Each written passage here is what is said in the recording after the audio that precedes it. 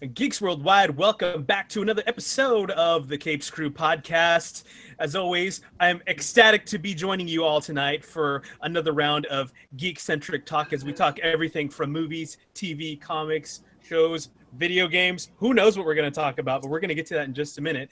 As always, I'm your host, Darth Sparrow, and excited to be leading up my beautiful ragtag crew of fellow co-hosts. So I'm going to start off by saying right here joining me tonight is the beautiful, the talented Mr. Darren Generally. Darren, how you doing, Darren? Fine. I'm great because I'm beautiful. Yes. In every single way. Like words, can't keep me down. And you're rocking this like awesome, for those that are just listening, you're rocking this like amazing like Legend of Zelda Link shirt that's like actually Link in the but it's the map as well. So you like a Link shaped map. It's really awesome, dude. Exactly. I'm all about the retro gaming right now, and we'll talk about why later because I've just been attached to my couch playing a lot of Super Nintendo. But we'll get to that in a minute, man. But thank you for being back as always, my friend. It's always great having you, your voice and your beard as well.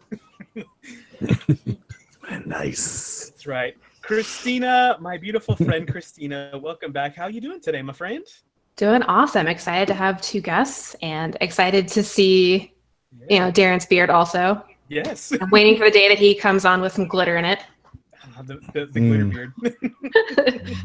The glitter beard is so You're waiting a while. Let's do it for Halloween, Darren, okay? Let's make that happen. We'll all throw some zany looks on that we wouldn't normally wear, and we'll just make it happen. They're saying there's going to be like weird conversation about like My Little Pony and, where the glitter came from, and it's just that's literally a conversation I don't want to have.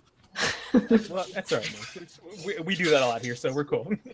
Christina, what's been going on with you real quick lately before we talk to our amazing guest tonight? Well, I'm still balls deep in Destiny. Haven't attempted the raid yet because I'm scared.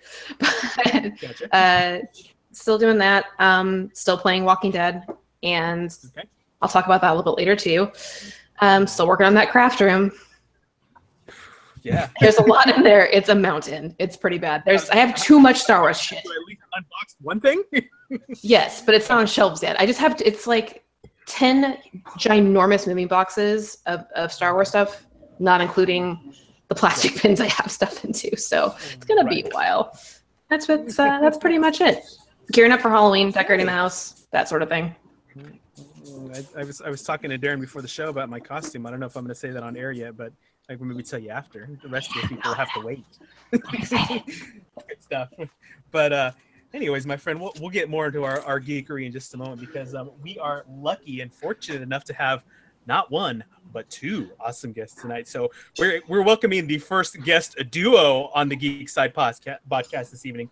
First ever. Yes.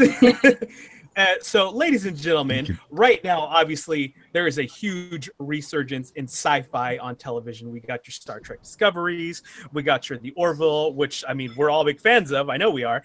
And here to talk to us about some more amazing sci-fi TV, we have Mr. Yorke Fryer and Ms. Victoria Atkin from the show Extinct. Folks, welcome to the show. Thank you for being on. How are we doing tonight? We're doing good. Thank you. Yorke, you're for those that are just listening, you're rocking the Captain America shirt. I said he's already scoring points with us. Oh yeah. Got my Captain America shirt going right here, feeling good. Yes. So before we talk about the show tonight, so tell me, like, what do you do that's geek centric, my friend? Like on a regular basis, are you into comics or gaming or anything like that? Yeah, no, totally. Lately, I've been going back and reading like a bunch of Green Lantern comics. So that's been like a thing that I've been a little obsessed with. I'm a little obsessed, and that's kind of my life right now. And also love as well doing stuff like that. So. Yeah, and grew up on, like you guys were talking about, all the old school games, grew up on all that stuff. So, yeah, that's probably, I'm trying to think if there's any other ways I super geek out. That's probably the That's the gist of it, eh? How about Miss Victoria? What are you geek centric at all, Victoria? I'm geek centric when it comes to work. That's true. Yes. Simply in the geek world. If I'm not at Comic-Con or making a video game or being on set on a sci-fi show. Yeah, that's my life right now. Hey man, that's quite a bit more geeky than most of us. So I think you're already ahead of but I don't have leisure time to geek out. Yeah. Gotcha. But I love it. I love that one. Yeah. Well, So I'll definitely be someone that'll testify to your geek bona fides as I'm an Assassin's Creed fanatic.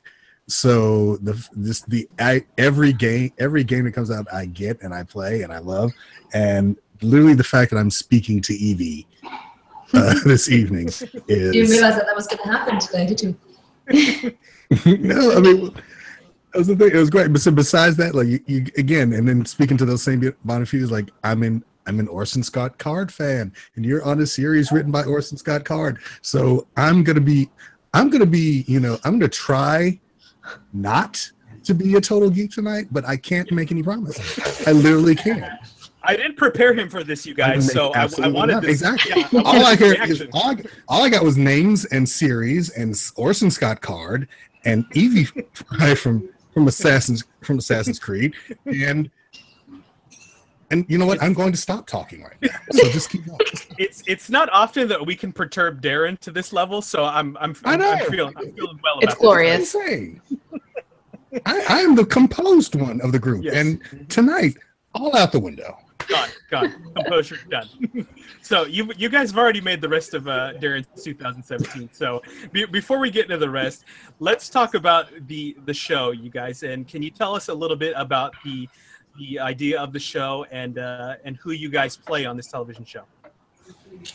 Well, the idea of the show is that we forward ahead 400 years after humanity is extinct. So there's been an alien invasion. There's been a battle, and we lost.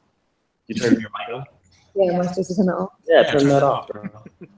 It's all right. I done set it up, and now she's messing with stuff. This is the person who does voiceover. She's ruining it. I was like, don't you know how to use a microphone and headphones? Keep it together. I have people for that. Oh, those are her people. I'm sorry. Her people do that. You didn't bring the entourage. So- This is the problem. I am the entourage tonight, and that's apparently an issue. So we lose this battle with the alien race, and they wipe out all of humanity. And so here we are 400 years later, and there's this benevolent, so we think, or so we know, we don't know much, alien race that comes and decides that they're going to restart humanity. And they bring back 3 of us, and you are looking at 2 of the 3 right here. So your characters are like the first 2 humans to be reborn, we'll say. Yeah, the very, very first one is Ezra, and his name is Chad Michael Collins, the actor. And he's reborn first, and then the 2 of us follow immediately. Yes. So Victoria, who is your character that you play? I play Fina. She was a hacker in her private past life. And she's sort of kind of a Mrs. Robot. She's one of the mysterious characters of this, and you don't quite know why she's so defensive about her past. It comes to reveal itself as the season grows. But yeah, she's the first woman to be reborn. And she's trying to discover this world, trying to work things out. Why she specifically has been reborn is one of her biggest questions. She wonders why, out of everybody, she was brought back. Yeah. And Yorke, how about you? Who's your character? I am Abram, and I am the first black man to be reborn. And that was a joke. I'm glad you got it. Since she had to point out that she was the first woman, I wanted to just really share. Yeah. You know I was there with you. I saw you laugh. Everyone else looked at me very seriously, and I was like, "Yup, that joke didn't ring true for everybody." Not a good joke if you got to explain it. Anyway, so we'll move on. Just saying, the history of black men in sci-fi, you know. Exactly, and I lived through the first episode. It's a miracle. Exactly. Already steps forward. No, right? We're moving forward. We're moving forward. I feel like the progress is happening. Yes. So We are the change we wanted to be. and I am 67 years old. You don't look a No, day yeah, over you're 25. 67, but your character is in the body of what, like a 25-year-old? Exactly. So 67, reborn in the body of a 25-year-old Adonis. Yes. God, pure specimen of They have sculptures of us at the end of the pilot. And I was, so in my previous life, wife, kids, grandkids. And so I wake up with these two people that I don't know and just trying to figure it out. And I am like, how would I put it? Was a therapist in my previous life. And I would say like, it would be strong to say like spiritual leader, but I kind of feel like I'm the person who. You were a pastor. Yeah, kind of brings it. Sorry, I just did a little. That's more. Yeah. So you could say that. Also, I'm the person who like wants to bring the group back together all the time because it's just difficult. There's three people. You got people that want. Yeah, I'm the peacemaker. That's a good way to put it. Okay, gotcha. What are some of the challenges with playing a character who is kind of like reincarnated? Like, what are some of the challenges of being, obviously somebody who is 67 to being somebody who's 25? Oh man, what are the challenges? I would, in one part, I would say what I think is good for me is that, anyway, but I would say like the challenge is that, it's got to ring true. Mm-hmm. It look like a 25-year-old, pretending to be old manish at times, or every once in a while, like just tell them like an old man joke or something, so it's got to feel like you've lived 67 years of life and had a wife and had a kid, and that you are wiser and you bring a different energy than the two younger stars on the show. So I would say that's the biggest challenge, is kind of like, for me, it's like you have to, I guess I would say it this way. There's like 67 years to fill up who I am, right? So it's like, to me, it's like getting married. What are my kids' names? What are all these things? What are all these memories and things that I have to like be able to bring into a moment to be able to give justice to that character. Yeah. Absolutely. Yeah, and I agree. Just from a concept standpoint, just because I love sci-fi, I love Orson Scott Card, and just from a concept standpoint, like more often than not, a story like this, like they would have reincarnated the characters as like blank slates, and then after a while, you kind of discover your past lives. Like, but this sounds so much more interesting. As like you're being reincarnated, like knowing exactly who you were in your previous life, and then having to deal with that dynamic in this new aesthetic you find yourself in. So like, how do you what the writers bring to you as far as for your characters, like how does what they do inform your character, and what kind of personal kind of nuances do you like to bring to your performance? Do you like to bring to the character, knowing the characters as you do at this point? You go. Like you want me to answer all the questions? It was a lot. It was. I had to take a step back and go. It's interesting because the fun thing for us is we learn about the characters just like you do. So you go in and we have to create these characters from nothing and bring them into episode 1, right? But then the writer hands you episode 2, and it's like, oh, and also, you know, you broke out of prison when you were 30, and you're like, oh, I didn't know I did that. So. Well, we also get reborn not with all of our memories. So we get reborn and we're not sure which memories that we have, and we have gaps in our memories. So things we do remember, we don't remember how we died.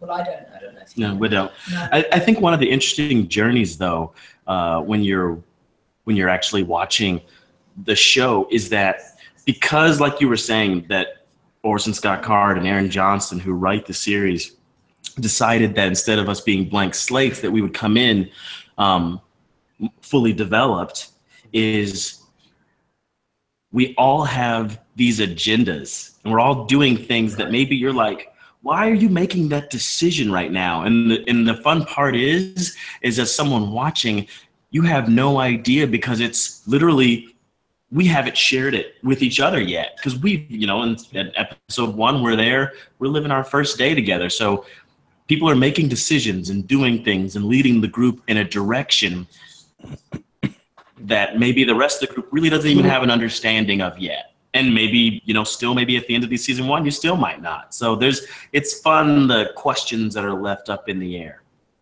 Yeah, and I thought about that too. Just like even from reading the show description and watching the trailer and just hearing you speak about it, it is interesting. I'm sorry if I get a little bit long-winded, but I love asking these questions.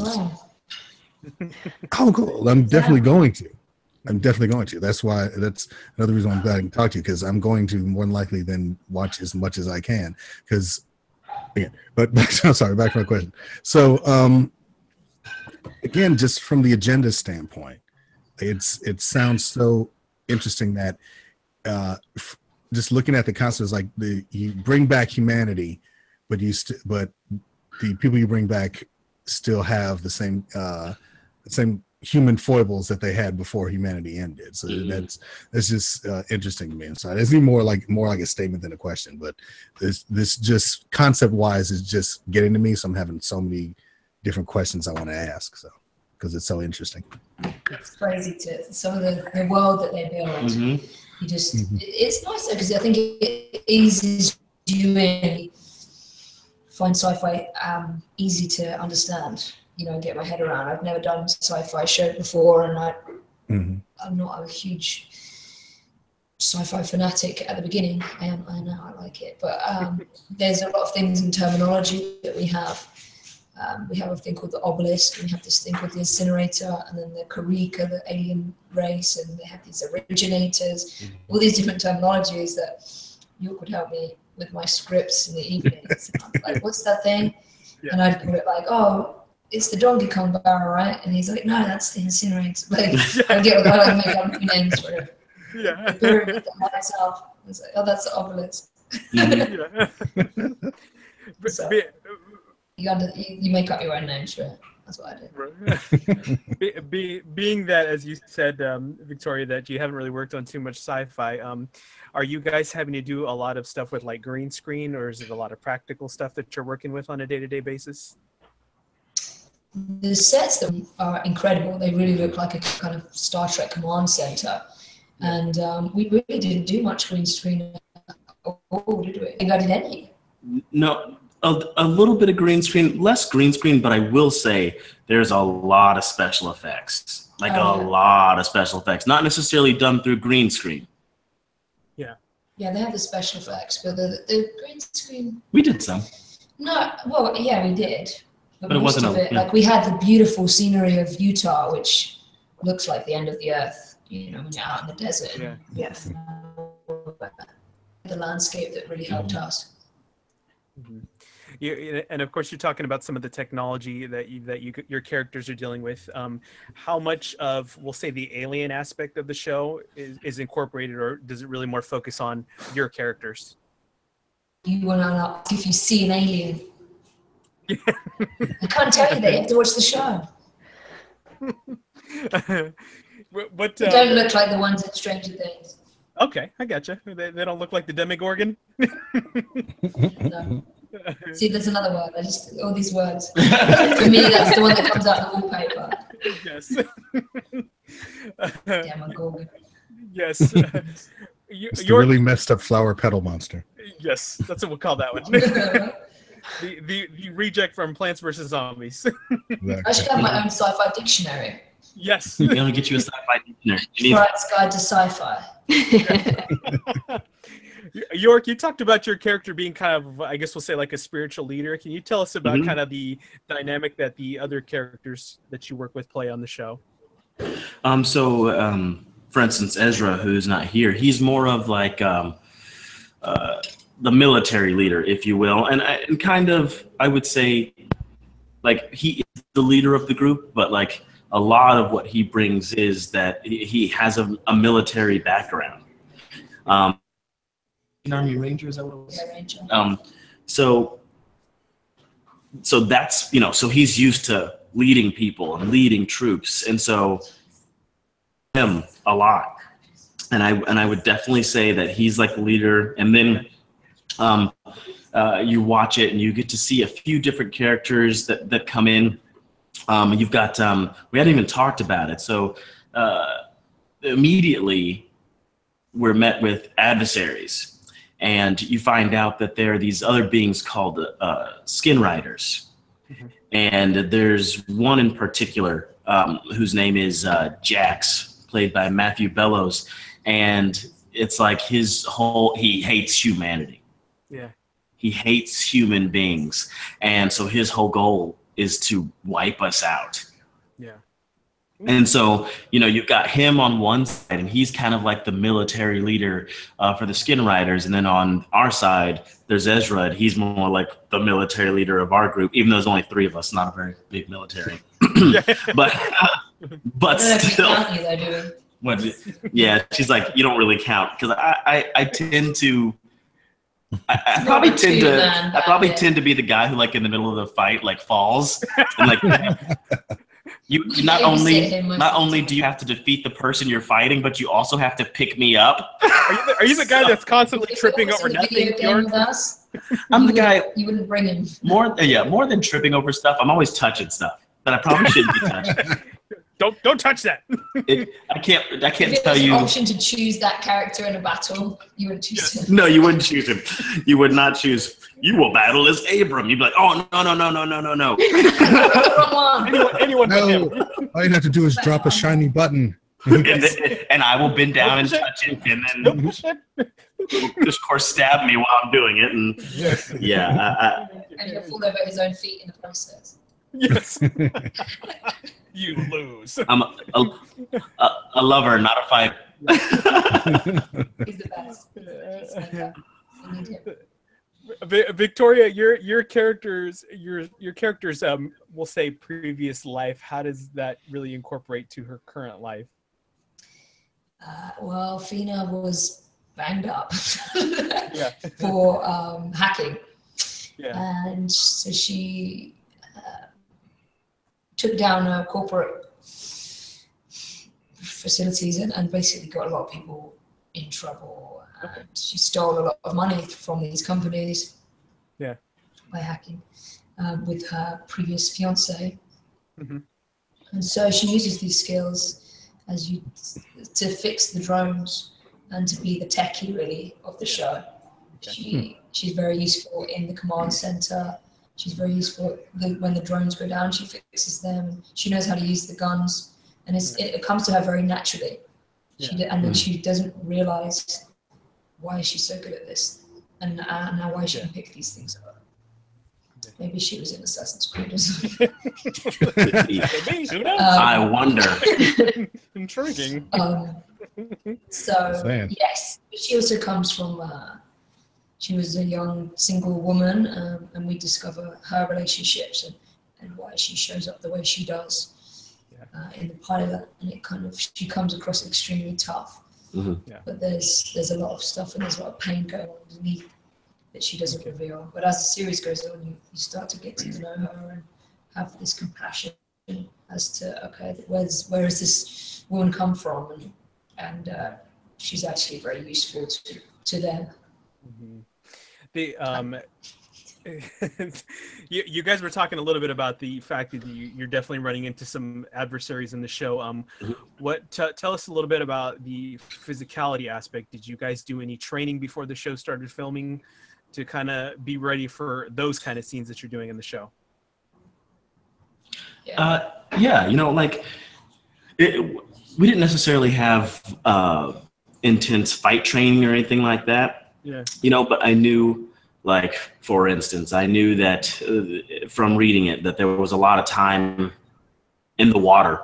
Yeah. Like that was going to be a theme, like us possibly being in the water. So that was something like, just to be ready. And I didn't know all I had, when I started was literally the first episode. So just to be like, well, if I spend this much time in the water in the first episode, I'm just going to make sure I feel super comfortable. So part of me getting ready was just spending a lot of time in the pool. So I just felt like, you know what, I'm going to be really comfortable when it comes to getting in the water.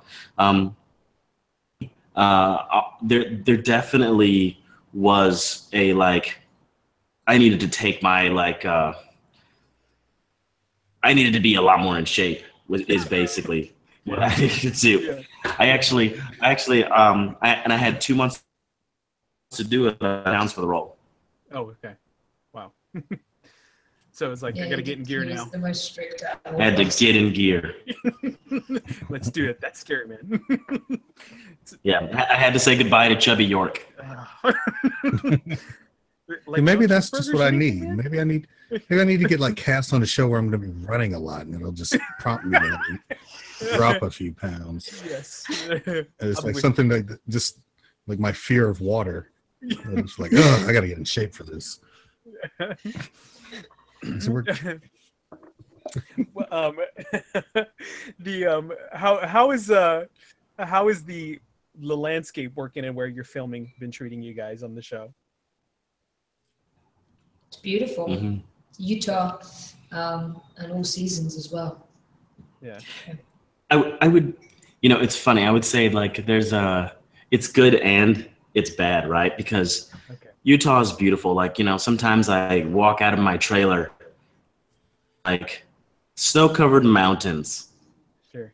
And, like, it's warm where I'm at, but in the distance I see snow-covered, and I'm like, I live in the most beautiful place.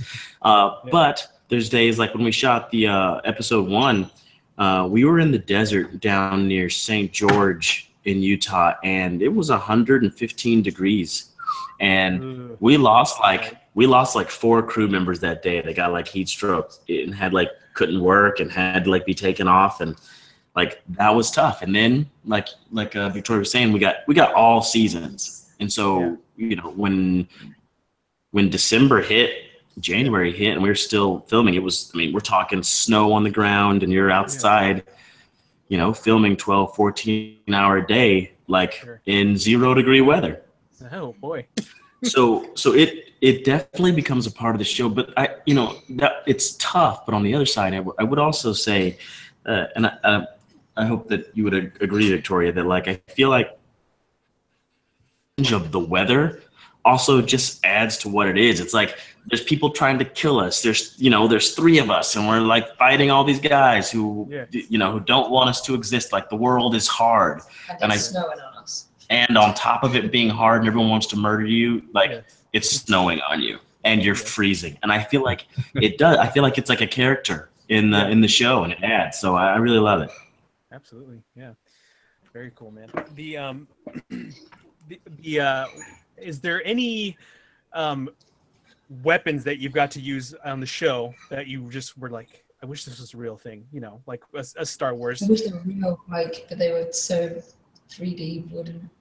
What's that? they were made for the way around. The staff? Alien guns. Oh, the alien guns. Yeah. She shoots an alien gun. Yeah. It doesn't even have that. But it looks good. So yeah, looks good. It looks good on camera. and they don't let me near was liable to kill my friends as I am my enemies. There's only 3 of you, Yorke. And this is why. Exactly. That's awesome, man. How much of the show have you guys filmed already? No, it was premiered on October 1st. You can watch the first 8 episodes already. Yeah, awesome. Wow. Very cool. And TV.org/extinct, and you can binge watch the first 8 episodes. They're hour-long episodes, so you can. Wow. Yes. Oh man, you guys are gonna make me sit on my couch all weekend. That's what's gonna. Yeah, seriously, the premise sounds really fascinating, and I'm definitely very intrigued to watch it. I need another good sci-fi show that isn't Star Trek to watch. It's got some really unique original ideas. I liked it. And it has some great like spirituality ideas of, you know, reincarnation and what it is to be human, and all these themes of love and family and second chances and hope. Yeah, it's cool. Excellent. Like, honestly, you all hooked me at Orson Scott Card, so yeah, I'm definitely. And Aaron Johnson wrote it, and it's great. So these really unique ideas. Yes. So I'm gonna be watching every episode and probably like reviewing and talking about it and just telling everybody. So yeah, I'm on board. On social media. Absolutely. I absolutely will. Yes. Friends, where can our listeners and followers find you specifically on social media and find out more about the show?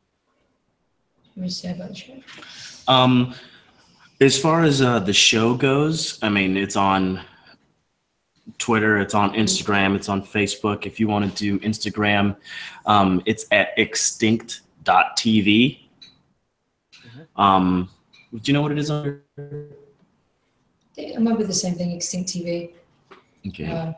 But if you go on the website, www.extinct.tv, all the links to the social media are on there. You can watch the trailers, you can read about the bios of the characters, and links to BYU. I would go on the website. So, and byutv.org, that's where you can watch, like she said, the first 8 episodes. And also there's an app. So literally the other night I was in bed and I was like, I think I'm going to watch episode 3. Because mind you, the day it came out, I haven't seen more than anybody else has seen. So I was like, I want to see. So, and it's also fun to watch stuff that she's filming on a day that I'm not filming. So I've actually never seen several of the scenes. So it's fun watching bed and watched it on my phone. So the app is really cool too. It's a free download, and yeah, super easy to work. Yes. Amazon Fire. What else is it on? Apple TV, all of those things, as well as your iPhones, iPads, every device. But if you want to follow me, I'd probably say the easiest thing is Instagram, and I am at Big Daddy Fryer. Yes. And how about you, Victoria? I'm at Victoria Atkin, Atkin, on Twitter and Instagram. I have a Facebook page, which is The Victoria Atkin. Wonderful. Now, before we sign off with you two, I have to ask you, because Darren would kill me if I didn't ask you about this. So talk to us a little bit about some of the other awesome things that you two have worked on. How about we let the lady go first, Victoria? Yes. Well, I did all the motion capture and facial capture and voice for Evie Fry and Assassin's Creed Syndicate. Okay. I'm joking. And which is fun. And actually tomorrow I'm going with Paul Amos, who plays Jacob, to animate Florida, to do a Comic-Con. We do a lot of those and meet a lot of the Assassin's Creed fans, which is my favorite thing. Everybody's so great. Yes. I like meeting the Rooks. Yeah, Victoria, I was going to ask you. I was going to butt in real quick and ask you, because obviously, being that I've been to a gazillion conventions in my geek lifetime, I'm on one side of it. What's it like being on the other side of that and being somebody that people are looking forward to seeing at a convention? Do you have any weird like convention stories from meeting fans? Well, I mean, sometimes on social media, people have tattoos of Evie. Yeah. Which always astounds me. I mean, it's very honourable for them to show me and share. I think it's amazing, but they go to extreme lengths of fandom, which I love. Yes. But no, I mean, everybody's so great. They're just so loyal and come and say hi and want to sign hidden blades and pictures. And yeah. it's really, really fun. Yes. It's like if you weren't in that franchise, I think people asking you to sign Hidden Blades would be a little strange. Sounds Right. right. You know what? Am I doing this? This is just my Tuesday. Yeah, that's cool. It's no big deal. So yeah, it's good. It's a fun thing, and I've just been working on a new game called Horizon Zero Dawn. They're Frozen Wilds. Yeah, so I have that coming out in December. Yeah. I know November that comes out. I've just done motion capture for 2 new characters in that.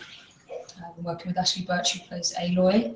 She's a good friend and she's really talented, and so I'm looking forward to that coming out. We worked hard on that, and it's a really great game, good group of people. So there's that, and I'm also in Shadow of War, which comes out. The new Lord of the Rings game comes out next week. That one looks amazing. That looks so cool. Video games coming out. Yeah. Next week. See, I already have my pre-order for that one, so I'm definitely gonna be looking forward to playing that. Yeah. Oh man, that's so cool. What's it like having to mocap for a video game character? Motion capture is my favorite, really, because people tell me to do voiceover for a long time, but I didn't really do it. And then when the motion capture side of it, I was like, okay, well, this is a hybrid between film and television, and I would like to do this, and this is the best playground for me. Yeah. I'm back as a kid, imagining my environment, whether it's Victorian London or these frozen beneath tribes that I'm trying to master, or some Yorkshire orc village. Yes. I didn't do motion capture for Lord of the Rings, just Assassin's Creed. Yeah, excellent. Do you have a favorite character that you voiced for? Is there any character in particular that you are just really fond of? Well, Lord of the Rings, I've done a number of standard Yorkshire people, sort of the orcs are coming, that kind of stuff. So that was just fun. And I kept saying, instead of Mina's Morgul, was that? Mm-hmm. I kept saying Tina's, so they started labeling me as Tina. Mina's Morgul. Hey, civilians. It's a small subsidy of Mina's Morgul. Yeah. The director said he would credit me as Tina. I don't know if that's going to happen on IMDb. I really hope it does. I hope it does. That'd be amazing. So yeah, but there's a cool character that I've just voiced on called Sakuli. She's a cave painter, and I'm just excited to see that animated because I had quite fun.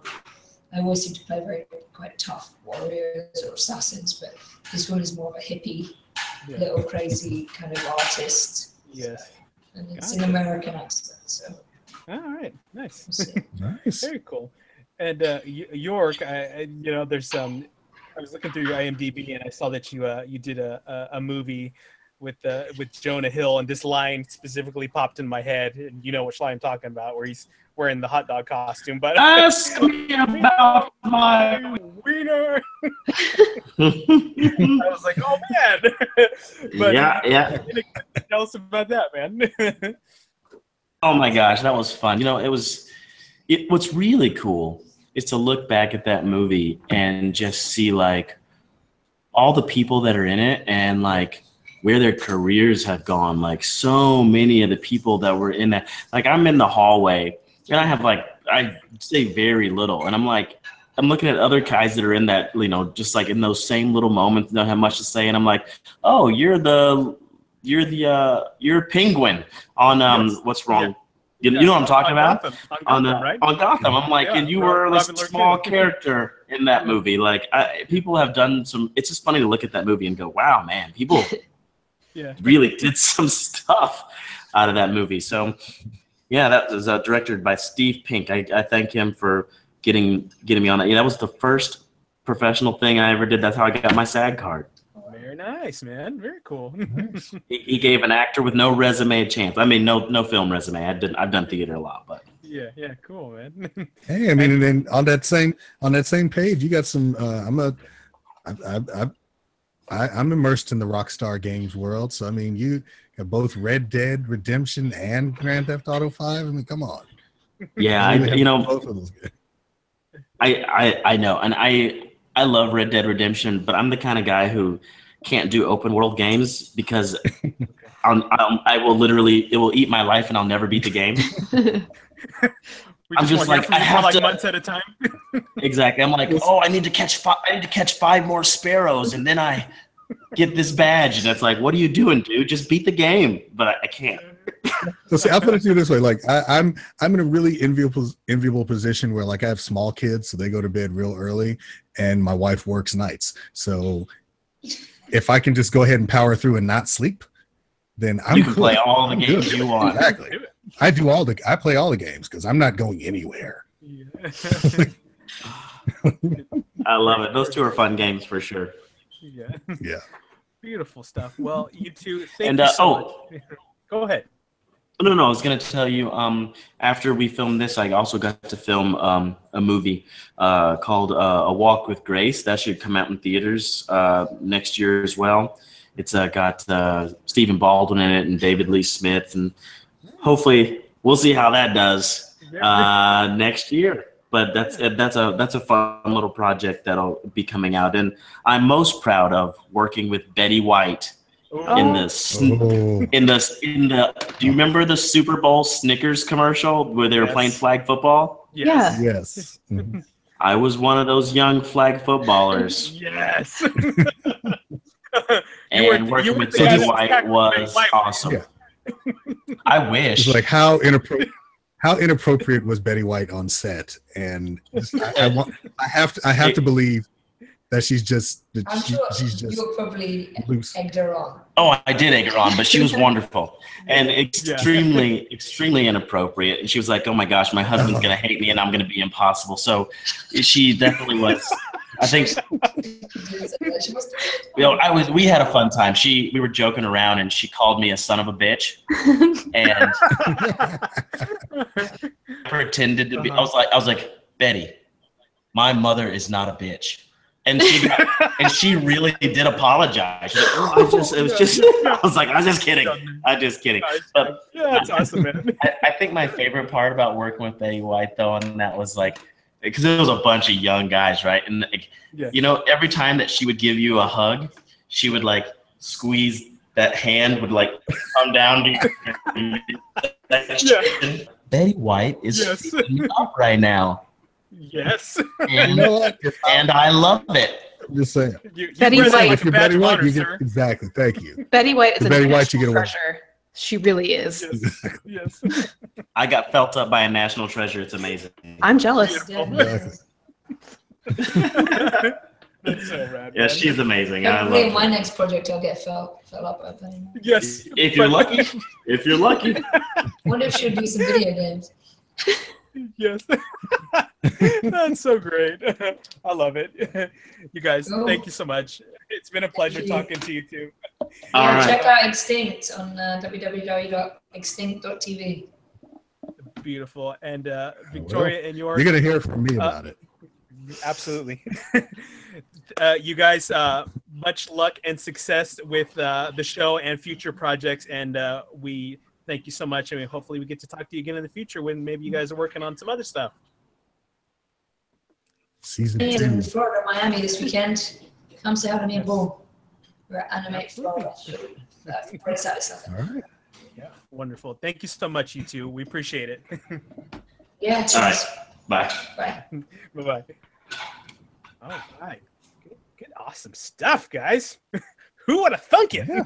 I'm so excited about this show now. Like I really want to. I know. If I can't fall asleep tonight, I might actually go watch the first episode. Yes. Man, Darren, I mean, surprised the hell out of you today. Yeah, I mean, it's the thing. Like, I'm not saying anything about the production or anything like that, but it's just, not necessarily hearing too much about it, and it sounds, again, concept-wise, so interesting that I want to experience it, and if I enjoy it, I want others to enjoy it as well. So I'm definitely going to watch the show this weekend, and if I love it, I'm going to talk about it and just try and get as many people as possible, because if quality sci-fi needs to be nurtured, and kind of because it's so rare, it's so few and far between, that if you find something like that special, it deserves the opportunity to get an audience. Absolutely. You gotta love it. I'm definitely grow I'm, like your own exactly. little baby Groot. Exactly. Yes.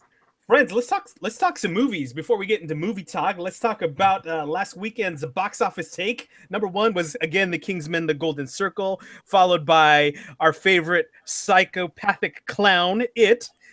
Coming in at number 3 was American Made, the Tom Cruise movie. Number 4 was the Lego Ninjago movie, and rounding out number 5 was Flatliners. Coming up this weekend, the big one, you guys all know what it is because it's like uber huge. People have been talking about it ever since they said they were going to make it. We're talking about Blade Runner 2049. Now, I almost hesitate to do this because I'm afraid of what everybody's going to think of me after I say this. I have never seen Blade Runner. God damn it, Will. I know. I've never seen Blade Runner. My goal this weekend is to watch it before I go out, obviously, and see.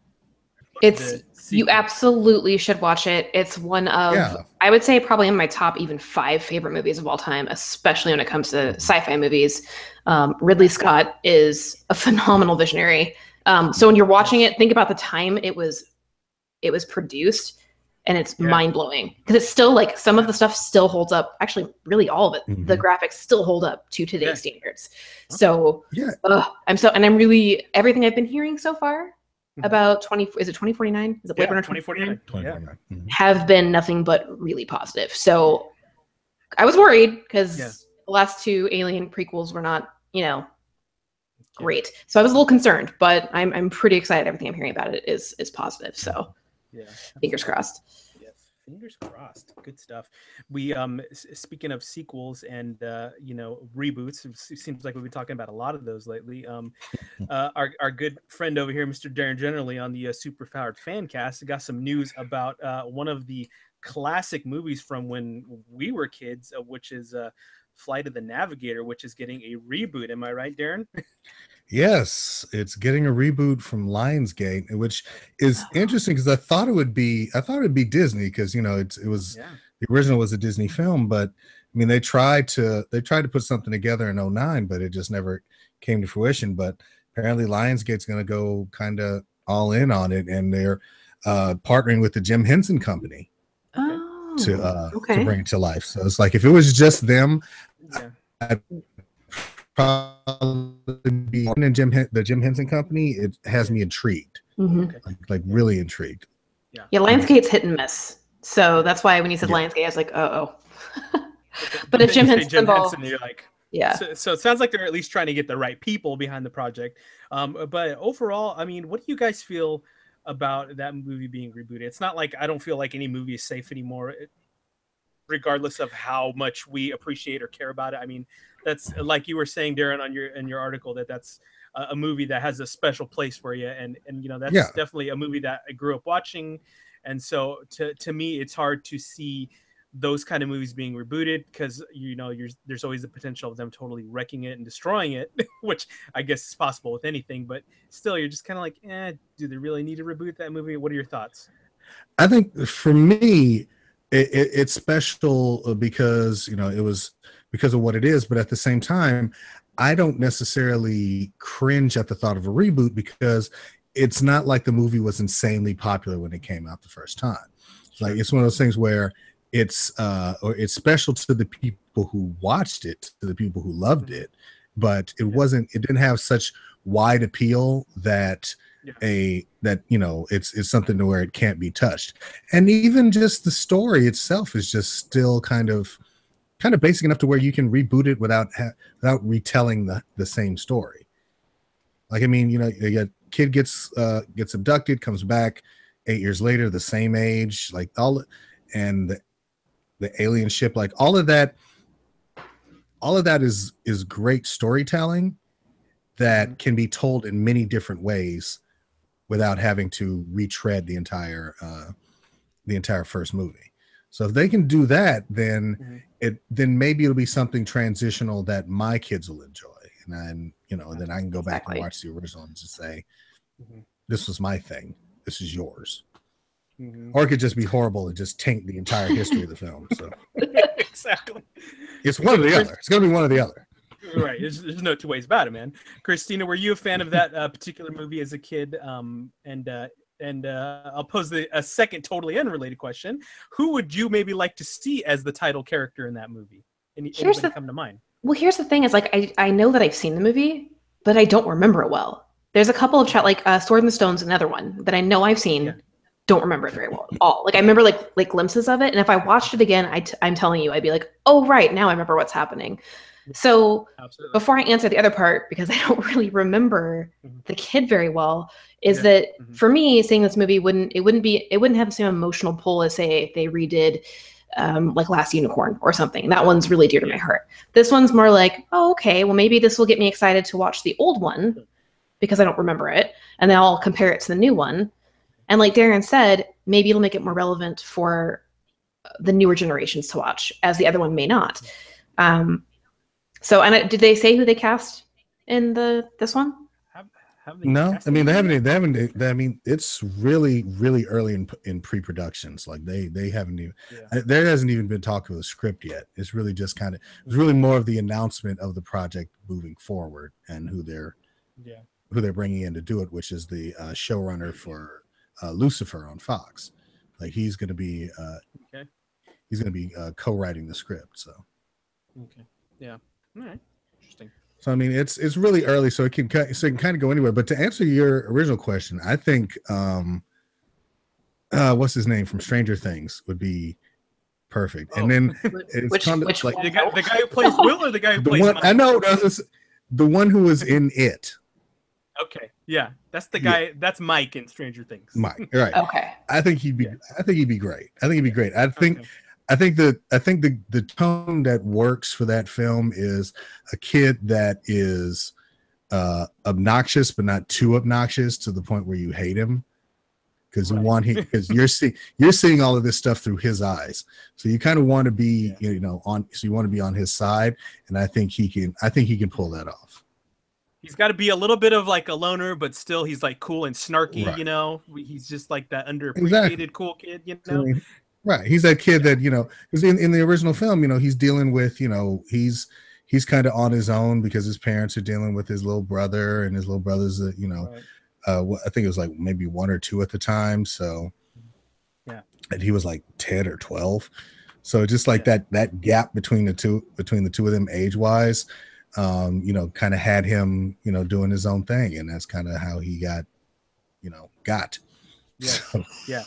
These I gotta tell you, man, those kids from Stranger Things, they're like ripe for everything right now that needs like someone in that age group, even like till the next 5 years or so. They're like they're a shoo-in for almost everything. And with good reason. I appreciate the sentiment. Those kids are phenomenal. Yeah, I appreciate this. Oh, absolutely. And I appreciate the sentiment, and I agree with you, but please never use the term "those kids" and "ripe" again. let's steer away. I will promise not to use that as long as you never use the word "moist" on this show. Why would you do that? Yeah, see. Gross. I'll make that agreement with you. I apologize. Deal. Ugh. Oh my gosh. I know. I'm sorry, Christina. I know. Great. Way to fuck up a perfectly good show, Will. Awesome. So I guess the cake talk segment is just completely out of the window. Done. Sorry. No cake talk. About cake. No cake corner. Sorry. No. The cake speaking crew. of yes. Speaking of projects that are in the very early stages, and this is kind of a movie genre that always kind of makes me a little worried, because Hollywood hasn't had a good success story when it comes to movie adaptations of video games. I mean, we can throw a lot out there. We can throw like Blood Rain out there. Oh, we God. we can throw in Super Mario Brothers. I mean, come on, the list is a long list, and now it seems as though Paramount Studios has stated that they are working on a project of everybody's favorite super speed blue hedgehog. We're of course talking about Sonic the Hedgehog. What news do we have on that so far, Darren? Is it just pretty much that we retain the rights and we're going to make a movie about it? Is that pretty much it so far? Well, I mean, it's not even pretty much it. Like they're all in. They've got a release date. Like they're okay. Oh. they're fast tracking this film to get done. It's oh no, I'm sorry, no, they didn't have a release date for it yet. They had a release date for something else that I was writing about. But they've got people on board. They're really serious about it. They're bringing in Neil H. Moritz, who's the producer behind like Fast and Furious, like that entire franchise. So, and they're a Preacher and Prison Break, right? Exactly, did Prison Break. Bringing in Tim Miller, who directed the first Deadpool film. Like he's coming in to work on it. And what's interesting is that they're going to go for interesting being the broadest definition of the term, is that it's going to be a mixture of CGI, motion capture, and live action. I was about to ask, Mike, what formula they're going to use, or what format? Like, how are they going to portray it? It's just weird. Like, why would you pick Sonic? I love Sonic, but movie though, like I don't know how I feel about it. I think the reason why, I'm with you. I think because they've taken like every other iteration of a video game movie, they've tried to take the video game and make it live action and play it serious, and make it realistic. Yeah. I think if they could lean into the absurdity, they might actually come up with something that works. Yeah, that's true. You're talking about we're going along the lines of like those. That's like Deadpool. Tunes, Brendan Fraser movies. Right. Well, no, not Monkey Bone. I'm not saying. That's one of the reasons why. No, not that one. That's one of the reasons why Deadpool worked so well, though, is because they leaned in hard with the absurdity and into his profanity and like what it is to be Deadpool. Because if they tried to take it too seriously, which is what Fox does, it would have been utter garbage. Like the rest of the way, is it Fox that has it, or Sony? Now I don't know which. I get them confused. Fox has Deadpool. But like basically that and like Logan are like the only two good things they've done. But Deadpool, I think, it's fantastic. It's one of my favorite Marvel films because they did that. Yeah. But yeah, and I think, and just saying on that note, if they go with the premise that, look, we understand that this is a talking blue hedgehog that runs fast. We get it. And knocks rings out of we're gonna just exactly. And we're gonna like give it to you, like just full blast. We're not even gonna apologize for it. We're not gonna try to explain it. We're not gonna try and justify it. It just is. And I think that could work. Yeah. Like if I have to hear an explanation as to why Sonic is Sonic, it's just going to take me out of the movie. Just like, yep. The only thing they do need in there, Darren, is like a 10-minute scene where he's underwater and like he keeps almost running out of breath, and it's like, yes, exactly. You're like, and then honestly, have the music playing and everyone around looking at like, what the hell is that sound? Yes. Like just everyone else hears the music. I want that scene. What is going on? I'm with Christina. Interesting choice. Why Sonic? But time will only tell, right? Yeah, we'll see. Yeah, we shall see. Christina, speaking of Fox fucking things up, Fox just released a new show that hit Fox TV this week, and we, of course, are talking about the X-Men universe-based show, The Gifted. I have not seen it. Christina has not seen it. Darren has seen it, wrote a great article about it. Darren, tell us a little bit about your thoughts on the Gifted TV series thus far, what you've seen. I have not been a fan of the Fox X-Men series in a while. I think out of all of the films, I can pick out maybe one or two that I've enjoyed. And then because then the next film always then kind of taints the one that came before it. Yes. So I went in kind of expecting, I went in hopefully, no, not even with expectations. I went in just kind of seeing whether or not this can stand on its own. And surprisingly, it does. Like if Legion, like the first season of Legion really kind of came out of nowhere and hooked me because it was in that world, but it wasn't of that world.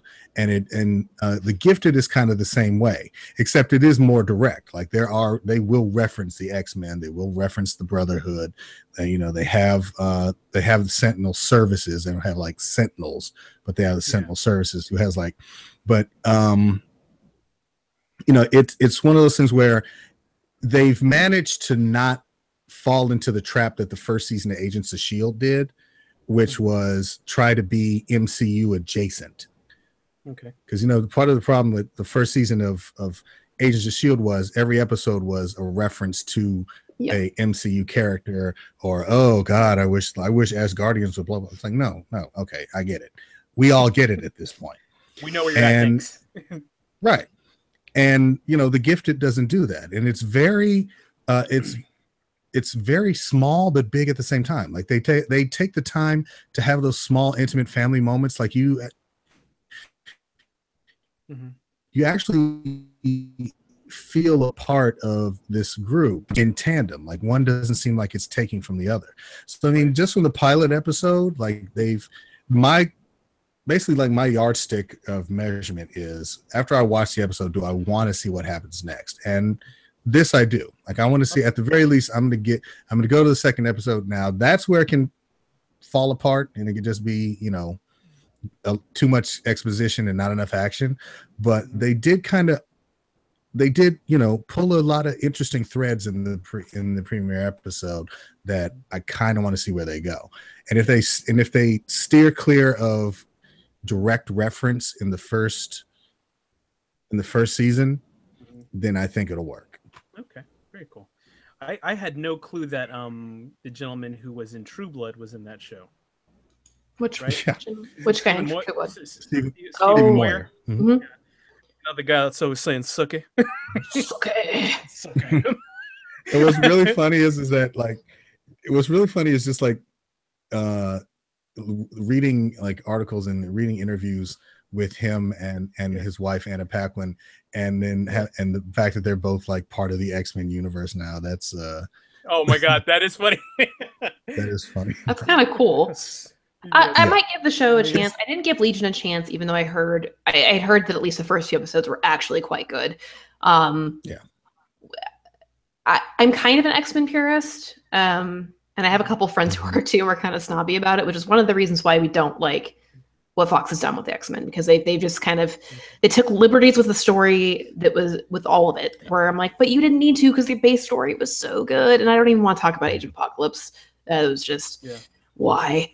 But massacre. But I trust your judgment, Darren. I might give maybe the first episode a chance because I want something. I love the X-Men so much, and I want something with mutants because we're not going to get it, unfortunately, with Marvel brand itself, which is so unfortunate. And I miss like being able to see my muties do stuff. Like I want to see them do stuff. Let's say closest you're gonna get is in Humans, and I don't know if you've seen the first episode of that. I'm terrified to watch it. It looks like super hot garbage. Okay, I'll put it to you this way: like the best I could, what I can say about the first episode, and I've watched the first 2 episodes of Inhumans, is it's not as good as it should be, but it's not as bad as people have been making it out to be. Okay. Like it's not bad, but it could be so much better. I already don't like the Inhumans that much. Like, or I guess I should say I don't like them. I just kind of don't care about them. Okay. But it just looks like it was thrown together. So again, I may give it a chance. I thought about watching it the night it came out, but not enough booze in the universe. I don't think for me to handle it. So I was like, I'll wait and see how the rest of it turns out. Like I said, like my kids were asleep, my wife was at work. It's not like I was going out anywhere. So you didn't have much other options. Right, which is the worst tagline for a television series ever. Is like, if you're not going anywhere anyway, tune in if you have nothing else to do. I was like, we know you're lonely. Watch the Inhumans. It's okay. Nice. Guys, before we round out the show with our Wide World of Geek News, real quick, I'll just drop a speed round on the rest of the stories we're going to talk about. Jessica Jones 2 is officially coming out in 2018, which is exciting. That was definitely, I will say, my number 2 favorite Marvel Netflix series. Apparently, the God Almighty of Disney, Mr. Bob Iger, will be stepping down in 2019 as head of the Disney Corporation. Is that a good thing? Is that a bad thing? This will be the 3rd time he's announced it. Yes. Yeah. Yes.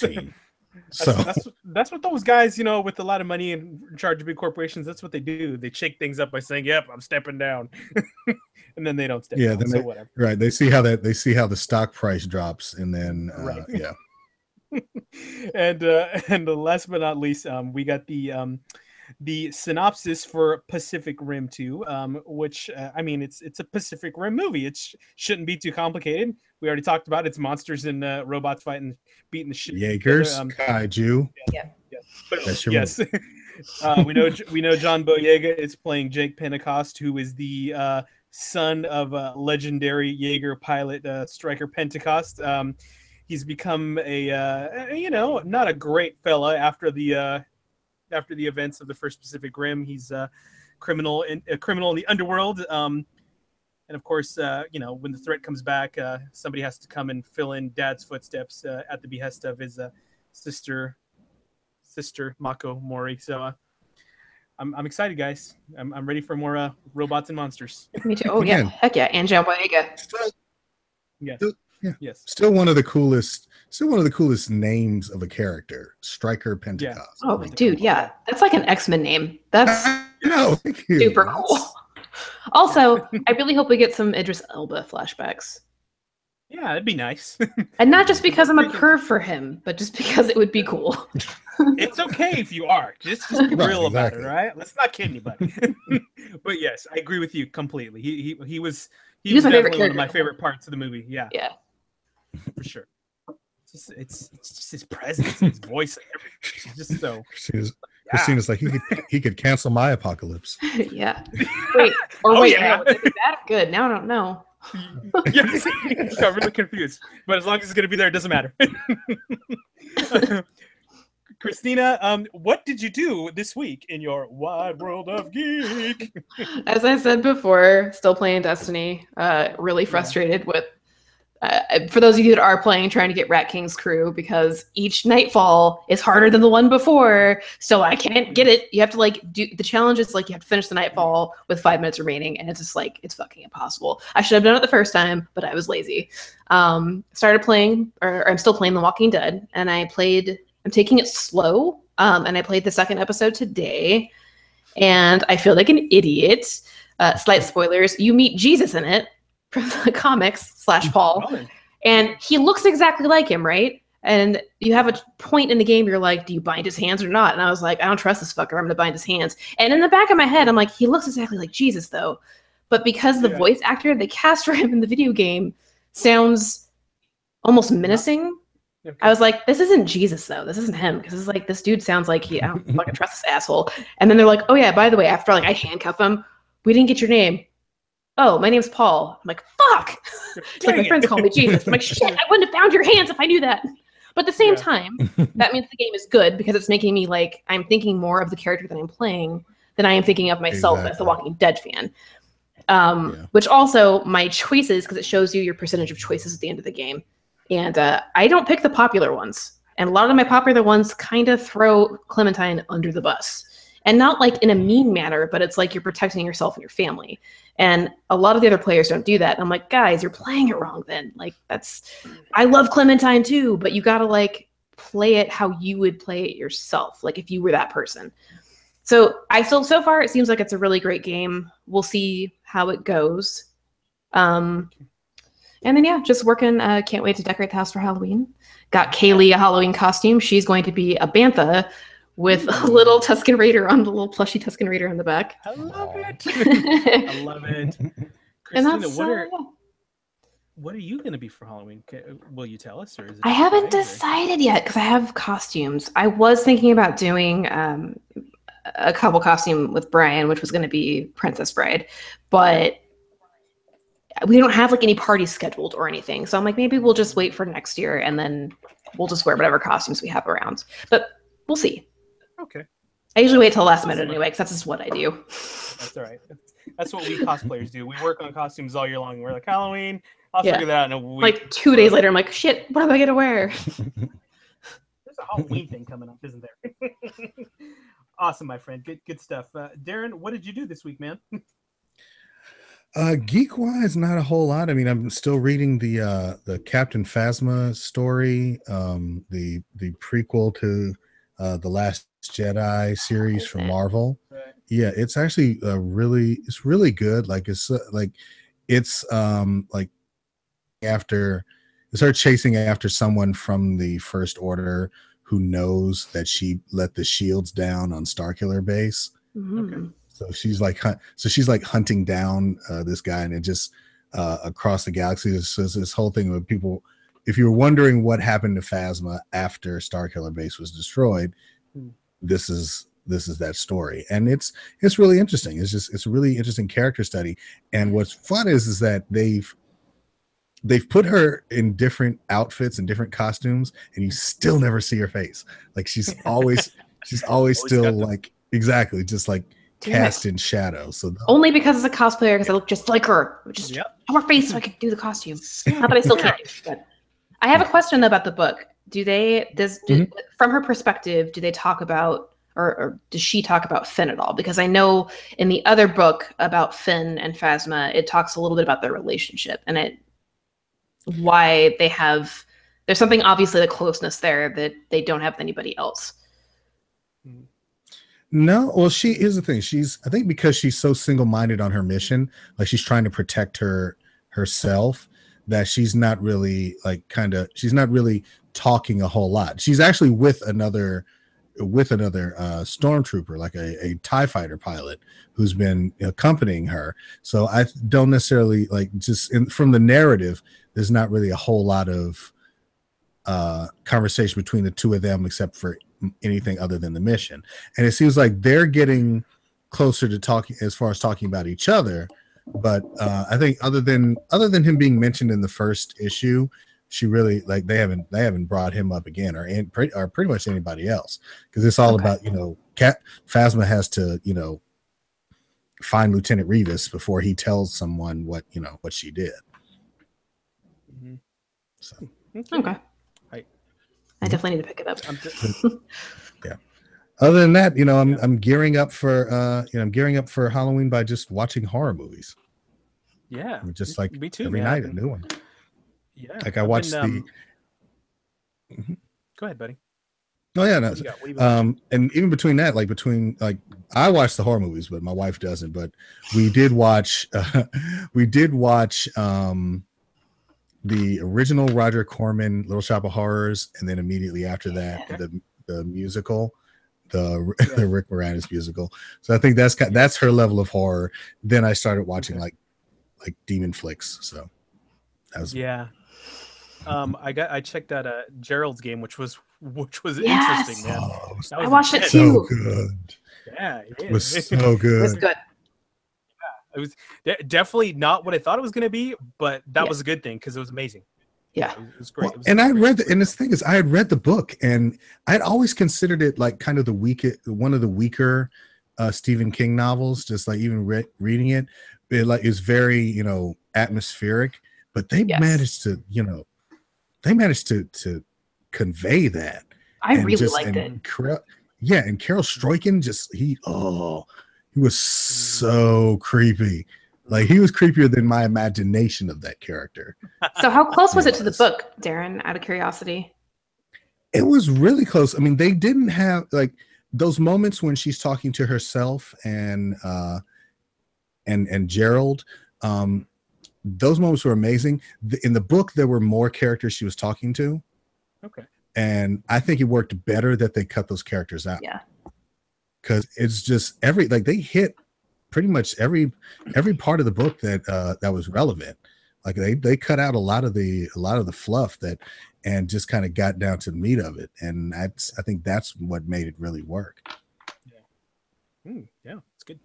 It's funny, Darren, is I have a wife who does not like horror movies as well, but I have managed to get her to sit through 1 through 6 so far of Nightmare on Elm Street. Wow. Yes. Wow, tell her I am proud of her. That is impressive. I am proud of you. Yes, I will tell her. Yeah.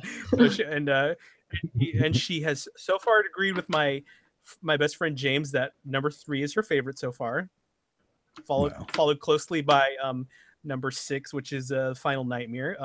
We still haven't watched. I think she's seen parts of New Nightmare just while I was watching it one of these days. It was on Netflix or something. But we're definitely going to watch that in its entirety, and we're saving Freddy versus Jason for next Friday on the 13th. So yeah, we have to do it right. We're going to do that. But besides watching some horror movies here and there with wifey, I've been glued to my couch playing the SNES Classic, which man, I have not had that much fun playing video games in a while. But I got to tell you guys, either I just really suck at video games, or old school video games were hard as titanium balls. They're hard as titanium balls. They were hard. Yes, yes. I was like getting ready to throw the controller at my TV while playing Mega Man X 2 nights ago, and I was like, "What the hell? I can't beat any of these guys." Well, like imagine it already being difficult just as balls, and then like having a controller where like one button is kind of sticky. Yeah. And it's like it doesn't pop up right away. It's like no, yeah. There's a lot of moments in Mario when you have like those real skinny places to jump where you have to go bloop. Yes. And then like you panic, so you just press the button a bunch and then you fall off. You're like, no. Yeah. See, and you know what? I have to actually like maybe like throw down some hours on Super Mario, because I'm going to a Nintendo party this weekend, and somebody made one of those like cool one of those like cool Raspberry Pi like mini game systems that it's like this big, and they put it inside of an old Nintendo cartridge. They're giving one away as like a prize for like a tournament they're gonna do at the party. So I'm like, I want that. I will win this. I'm having like I would go with you. We could be a team, and then I would help you win it. Kill it. Because I still have my Super Nintendo, and I still play it. Yeah. But I do want to get the new one, because the new one has it has like a gigantic library, which is pretty cool. I think the fact that you hit the reset button and creates a save point for you alone was like blew me away. I'm like, this is awesome. Why didn't I think of this before? Yeah, amazing stuff. I gotta give a huge shout out to my friend Monty, who actually picked one up for me and dropped it off to me. I didn't have to go out and wait in line, get up early, nothing.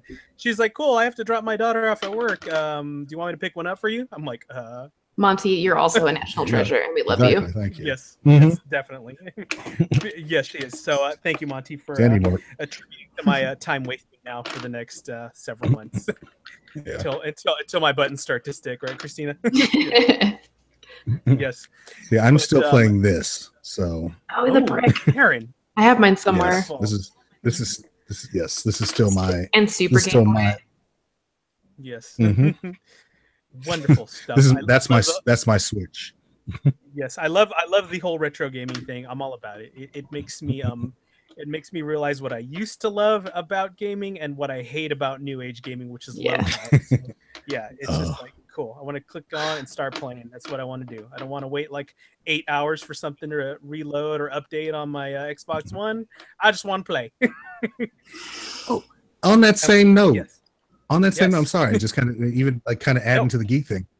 I started playing this ramping up for season 2 of Stranger Things. They released the mobile game, right? Netflix and Bonus XP released a Stranger Things mobile game that is so like 80s retro. It's almost like playing it is like to me is like playing Legend of Zelda mixed with Metal Gear. Right, like just that top-down gameplay. Download now. Yeah, it's so much fun. Got to check it out, man. Definitely got to check it out. I'm excited for all things Halloween, and of course, Stranger Things coming back in a couple weeks. So yes, I think that's a good spot as any to wrap up the show tonight. My friend Christina Walker, tell our friends where they can find you on the Twitter sphere. Is it still weird to say Walker? It takes me a second. I have to like wait. No, gotta say it. Okay. It does for me too. You could find me on Twitter and Instagram at booba_fet83, BOOBA_FETT83. Yes, excellent, my friend. I adore you. You're amazing. Thank you as always, Mr. Darren. Where can they find you and all your amazing shows that you're working on, man? Well, they can always find me on the Twitter at superpoweredfan, all one word. And you can find me on my website, superpoweredfancast.com, updated daily. and all my articles and reviews. I have like 5 DC comic reviews, including Batman: The Dawnbreaker, the Dark Knight's Metal tie-in, which dropped today, and you can find all of those on Geeks Worldwide at www.dgww.com. Yes, as always, yes. Check out the G Dubs for all the latest and greatest from all the amazing contributors on the site. We're always putting up new awesome things for you to enjoy to get your geek fix. As always, you can find me on Twitter at Darth Sparrow. You can find the crew over here at _Geek Side Pod. And before I sign off, because I'm one of those funny cosplayers that like to surprise people with new costumes I'm working on. So if you're watching this, you get a little sneak peek at what I'm going to be for Halloween. So as we sign off, I'll just go ahead and say, wishing you sweet dreams, and we'll catch you on the geek side.